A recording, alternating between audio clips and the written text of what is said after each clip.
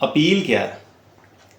Appeal कितने दिनों में की जा सकती है, कहाँ पर की जा सकती है, उसकी पेक्यूलरी जुरिस्डिक्शन क्या होगी, टेरिटोरियल जुरिस्डिक्शन क्या होगी, कितने दिनों में फिर उसका फैसला आएगा, ये सभी देखिए, जानिए और समझिए मेरी इस वीडियो में। Syed Atif Abbas Naqvi, advocate high court, tax adviser.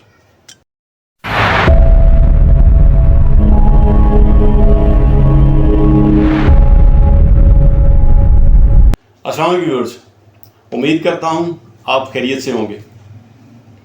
Income tax के कानून में सेक्शंस 120 दो है, 121 है, 122 है, 143 है, 144 है, 161 है, 170 है, 172 3F है, 205 है। इन सेक्शंस में ऑफिसर के पास पावर है कि वो ऑर्डर कर सकता है। आज हम लोगों ने बात करनी है अपील पे। अब इन सेक्शंस में टैक्स पेयर के खिलाफ एक ऑफिसर ऑर्डर पास करता है। अब हमारे पास क्या राइट है? या तो वो रिवीजन में जाएगा या वो अपील में जाएगा। आज हम अपील पे बात करेंगे। 127 सेक्शन है कि अगर एक ऑफिसर ने आपके अगेंस्ट कोई ऑर्डर पास किया है तो आप अपील में जाएंगे। अगर उस जो टैक्स लगा उस ऑर्डर में वो इनकम टैक्स के कानून में 20 मिलियन है, अभी ये आया है, जून में आया टैक्स लॉ अमेंडमेंट्स के थ्रू, पहले तो इसी तरह से चल रहा था, अभी ये आया कि भाई अगर आपके खिलाफ कोई ऑर्डर पास हुआ है और उसकी पेक्यूनरी जुरिस्डिक्शन जो है ना कमिश्नर अपील की, वो ये बनेगी कि वो आपका केस जो सुन सकता है, आप पे टैक्स लगा है 2 करोड़ उस हद तक, और ये सेल्स टैक्स में अलहदा होगा, उसमें 10 मिलियन की बात की गई है, और एफईडी में उससे भी कम है, 5 की बात की गई है। हम लोगों ने आज बात करनी है इनकम टैक्स पे। वहां पर अपील करनी है तो कितने टैक्स लगा होगा, हम कमिश्नर अपील के पास जाएंगे। ये सारा कुछ प्रिस्क्राइब्ड फॉर्म में होनी चाहिए, उसके अलॉन्ग विद उसकी फीस होनी चाहिए, और ये कितने दिनों में, मेन यहां पर बात यह कि कितने दिनों में ऑर्डर आ गया हमारे पास, कितने दिनों में हमने वो अपील फाइल करनी है। आपने वो डेट ऑफ ऑर्डर जो सर्विस आपको करवाया गया ना, जो आपको सर्विस करवाया गया है, वो डिमांड नोटिस होना चाहिए, from the date of service of demand notice 137 का, कि भाई आपके अगेंस्ट ये ऑर्डर पास हुआ है और ये इसका नोटिस है कि आप पैसे जमा करवाएं। वहां से आपने अपने 30 डेज काउंट करने हैं।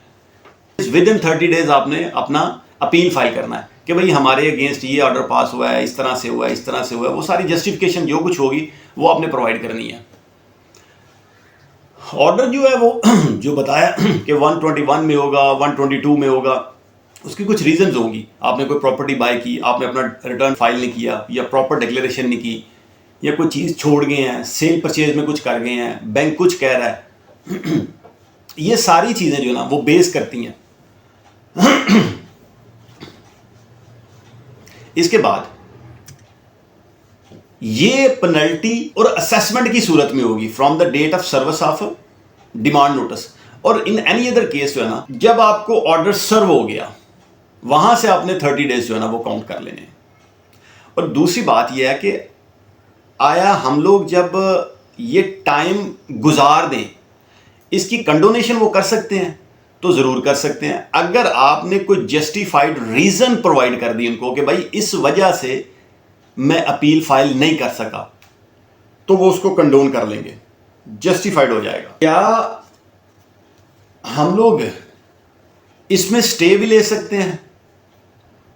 तो हम लोग एक जस्टिफाइड उनको ग्राउंड्स देंगे, रीजंस देंगे कि ये हमारा टैक्स बनता नहीं है, ये अनड्यू हार्डशिप्स जो है ना वो हमारे लिए क्रिएट हो रही हैं।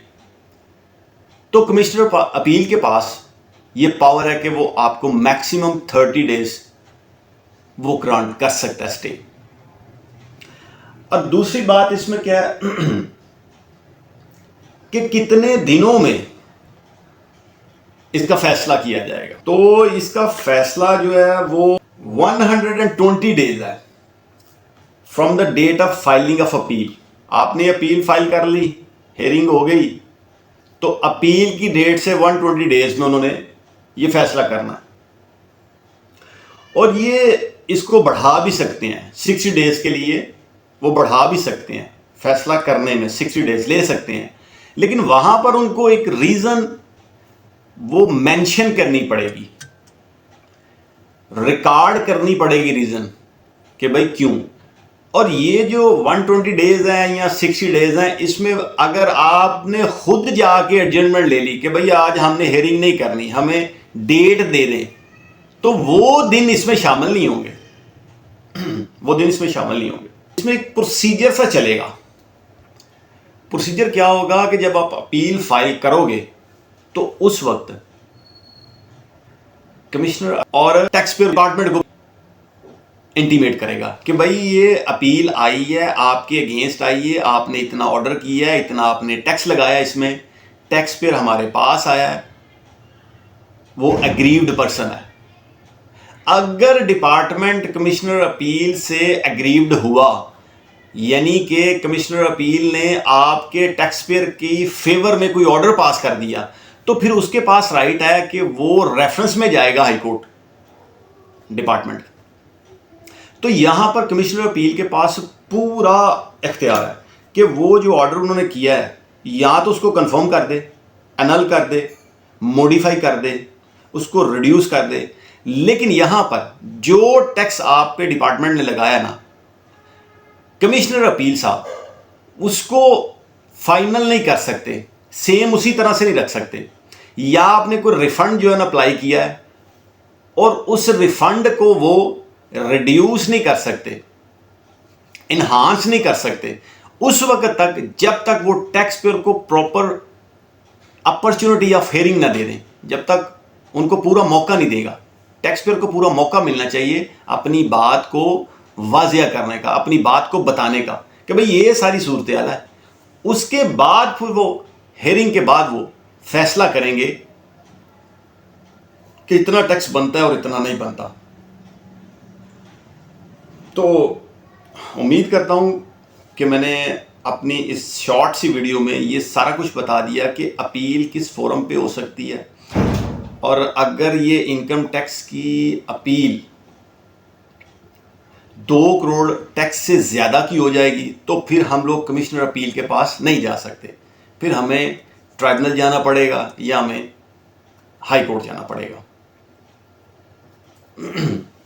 उम्मीद करता हूं कि दोस्तों मैंने आपसे अपील के बारे में जो लॉ में लिखा है वो सारा आप शेयर कर दिया है। तो अल्लाह करीम मौला हुसैन के सदक़े आपके लिए और मेरे लिए आसानियाँ पैदा करें।